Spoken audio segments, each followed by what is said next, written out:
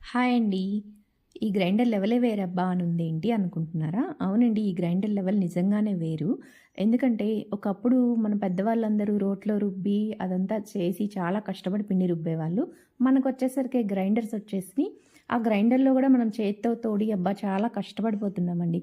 అందుకని మన కోసమే వీళ్ళు ఇంకొక నెక్స్ట్ లెవెల్ గ్రైండర్ గూడా తీసుకొచ్చేసారు. మన స్మార్ట్ కిచెన్ కోసం స్మార్ట్ గ్రైండర్ అనమాట.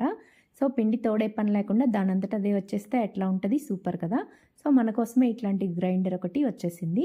స్మార్ట్ ఫింగర్స్ అని చెప్పేసి మనకి కొత్త గ్రైండర్ ఒకటొచ్చేసింది.